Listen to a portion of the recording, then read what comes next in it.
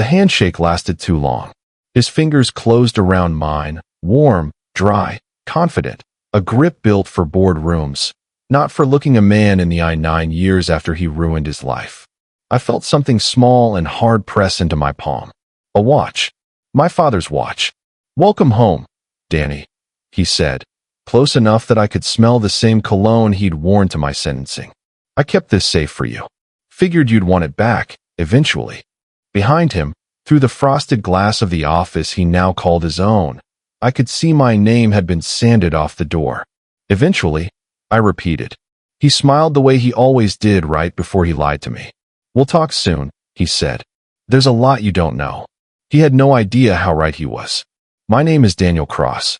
I'm 41 years old, and for 9 years, 3 months, and 11 days, I was inmate 48219-076 at a federal correctional facility in Central Ohio.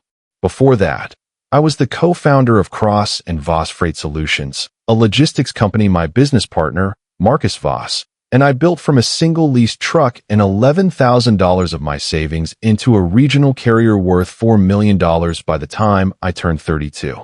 We had 41 employees. We had a 5-year plan. We had, I thought, each other's backs.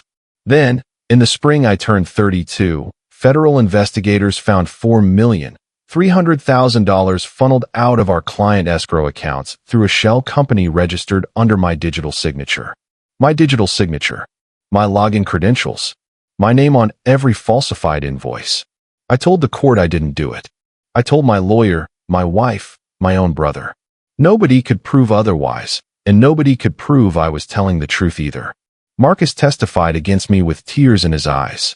My own younger brother, Ethan, sat in the second row of that courtroom and wouldn't meet my eyes when the verdict came down. I lost the company. I lost 41 employees' trust. I lost 9 years I will never get back with my wife, Maria, who was 30 when I went in and would be 39 when I came home, and who, against every piece of advice from people who loved her, waited. What I did not know, standing outside that prison gate with a duffel bag and an Ohio DOT bus ticket, was that the company Marcus and I built together was now worth $22 million. Renamed, rebuilt, and sitting, quite comfortably, on the same fraud that had put me away. I was about to find out exactly how comfortable. Maria picked me up in a car I didn't recognize, a lease she couldn't really afford, because our savings had gone to lawyers who couldn't save me.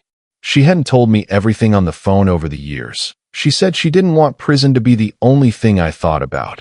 And I understood why the moment we pulled into her sister's driveway for what she'd called just a small dinner, low-key, nothing you need to worry about. Through the kitchen window, before anyone knew I'd arrived, I saw them.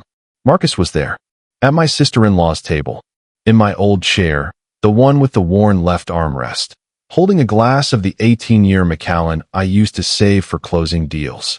He wore a charcoal suit that cost more than my entire prison commissary account had seen in 9 years, and on his wrist, my father's watch, the one he'd handed back to me that same morning like a party favor, then apparently reclaimed for the evening, or maybe never actually given up at all. And beside him, laughing at something he'd said, sat my brother Ethan. Not just present, comfortable.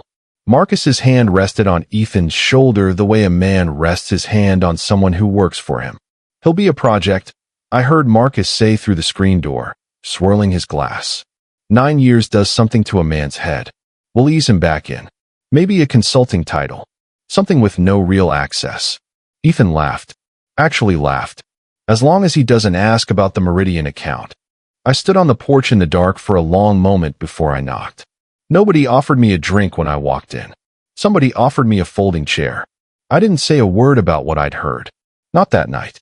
I smiled, ate overcooked chicken, let Marcus clap me on the back and call me the man of the hour in a tone that made my skin crawl. I went home with Maria and lay awake until 4 in the morning, and then I did the one thing 9 years in a law library had actually prepared me for. I started reading. I still had a login, an old vendor portal account nobody had bothered to deactivate because it belonged to a man everyone assumed would never come looking. Buried 3 folders deep, past the reports meant for auditors, I found archived invoice logs from the year of my conviction.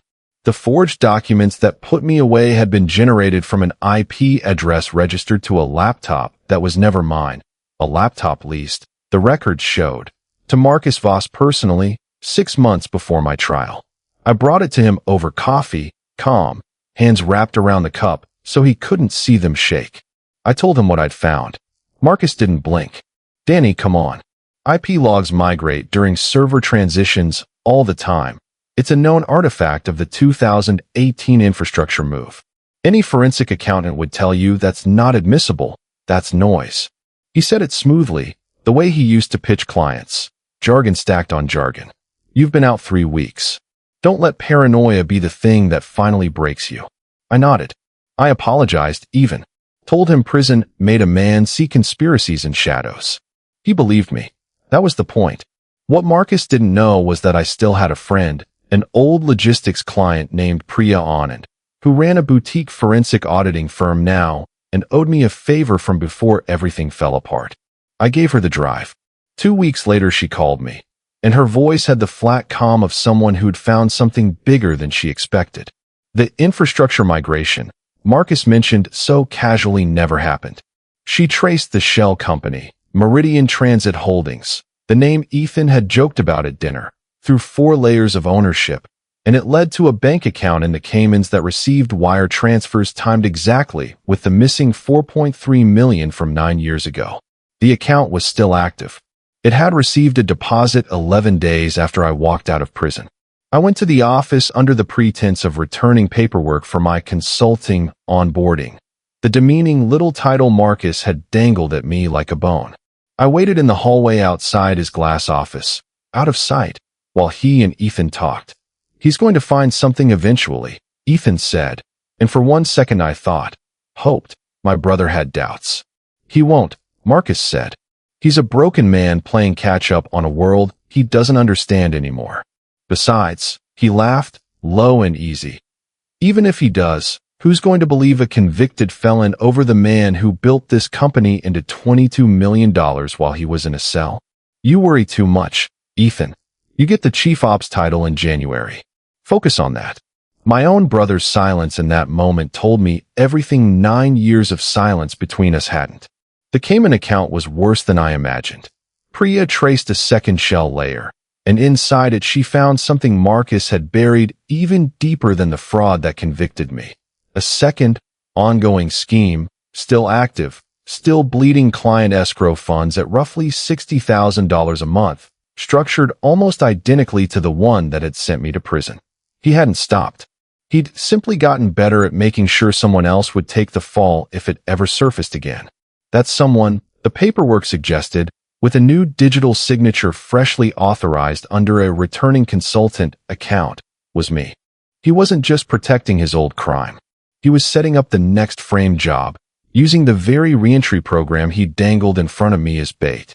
I made a decision that night, sitting across from Maria at our small kitchen table, turning my father's watch, the one I'd quietly taken back off Marcus's nightstand during a bathroom break at the office, replacing it with nothing, letting him wonder, over and over in my hands. I decided to become exactly what Marcus already believed I was. I started slouching a little more at meetings.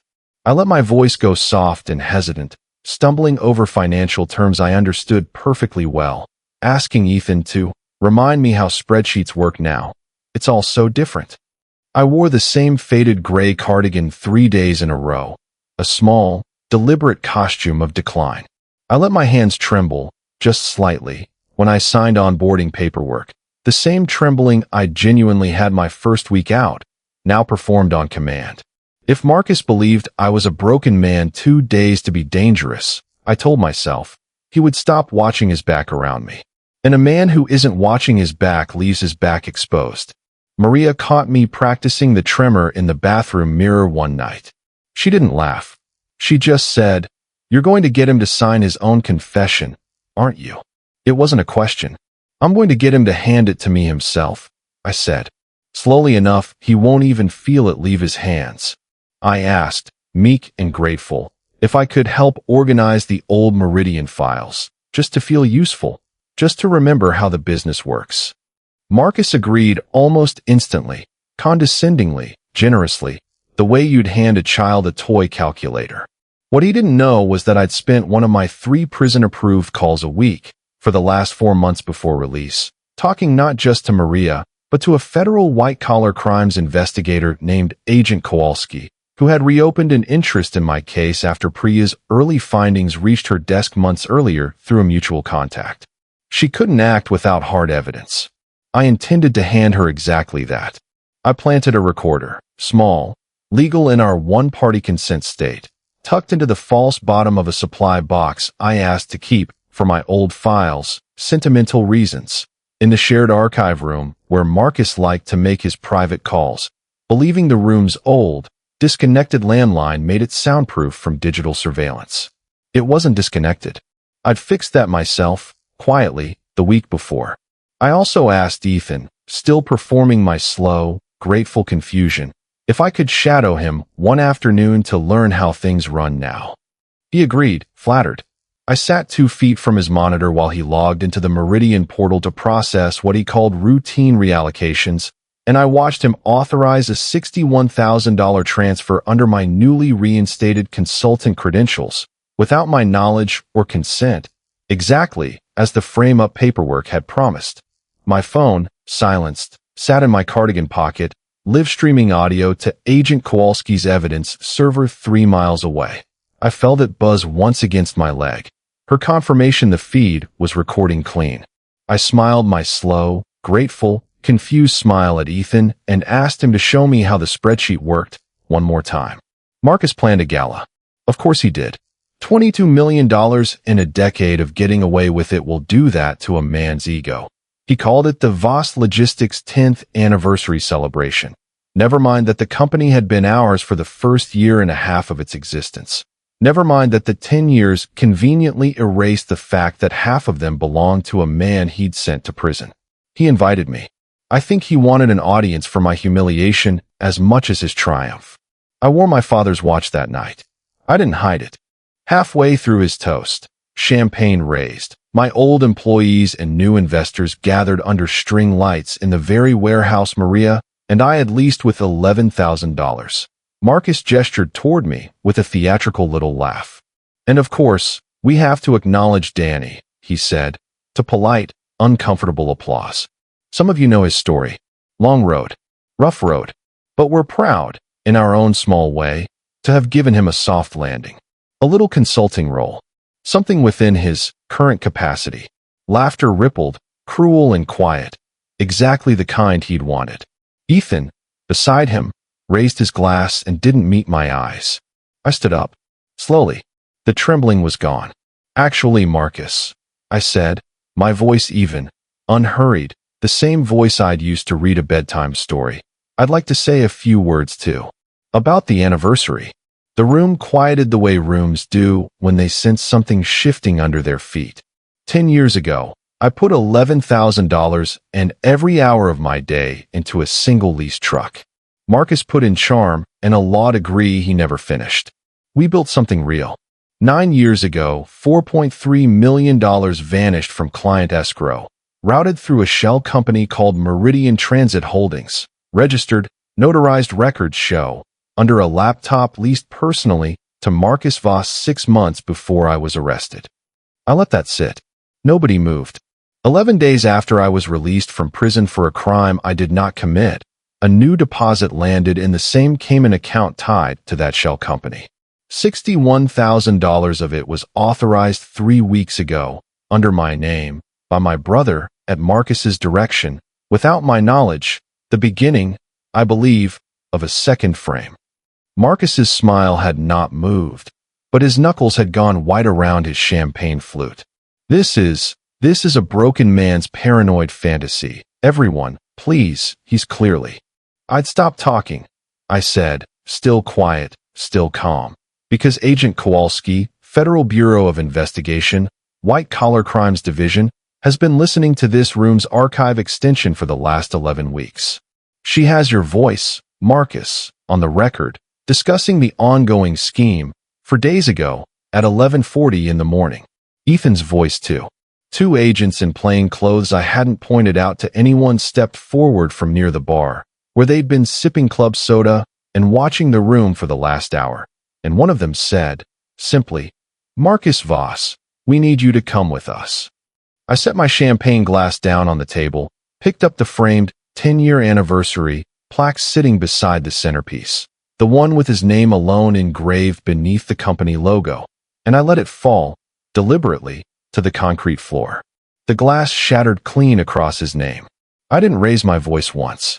Within 72 hours, Marcus Voss was formally charged with wire fraud, securities fraud, and obstruction of justice, held without bail as a flight risk after agents found a packed go-bag and $40,000 in cash in his office safe. Within a week, the Cayman accounts were frozen by federal order, and forensic auditors confirmed the original conviction against me had been built on fabricated digital evidence. The first domino in what would become, for months later, a full exoneration and the formal vacating of my sentence. Ethan avoided federal charges by cooperating fully, providing testimony and internal records in exchange for a reduced civil penalty, $61,000 in restitution and 18 months of probation. He lost his chief operations title before he ever wore it. He also lost, for a long while, any relationship with me at all. The forensic examiner who had originally testified against me at trial was found, through Priya's continued digging, to have received undisclosed consulting payments from Marcus in the 2 years before my conviction. That case was referred separately for prosecutorial misconduct review. I did not, however, let the 41 employees who'd built the company alongside us pay for Marcus's sins. I petitioned the court, successfully, for provisional control of Voss Logistics' operating assets pending the fraud investigation, and within a month I had personally guaranteed every employee's paycheck out of the exoneration settlement I hadn't even received yet, using a loan against the restored company shares. Nobody who had shown up to work every day, unaware of what was happening above their heads, lost a single dollar because of what Marcus and, briefly, my brother had done. 6 weeks later, on a night when the rain was coming down sideways and the streetlights on our block flickered like they might give out entirely, someone knocked on our door. It was Ethan. Soaked through, no umbrella, a duffel bag at his feet that looked a great deal like the one I'd carried out of prison. His probation had cost him his apartment lease when the building found out. He stood on the porch, shivering, and for the first time in 9 years, he looked directly at me. "Danny," he said, voice cracking. "I have nowhere else. Please. I know what I did. I'm asking you to be my brother right now, not my witness." I stood in the doorway a long moment. The rain kept coming. I spent 9 years being someone's witness whether I wanted to be or not. "Ethan," I said, quiet, even. "You had 9 years to choose to be my brother, and you chose a title and a corner office instead. You can call me when you've done the work to actually become someone worth trusting again. That door isn't closed forever, but it's not open tonight." I closed the door, gently, no slam, no anger in it, just a decision, made and kept. Maria was waiting in the kitchen with 2 mugs of tea. She didn't ask what I'd said. She just slid one mug across the table and put her hand over mine, over my father's watch, still on my wrist where it belonged. "We're okay," she said. Not a question this time either. "We're okay," I agreed. Here's what 9 years and one very quiet gala taught me. The people who wrong you almost always believe your silence means surrender. It doesn't. Sometimes the strongest thing you can do is let them believe they've already won, right up until the moment the truth walks in wearing a cardigan and asks to see the spreadsheets one more time. If someone in your life has ever underestimated you on purpose, tell me about it in the comments. I want to hear how you played it. If this story hit home, hit like, subscribe for more, and I'll see you in the next one.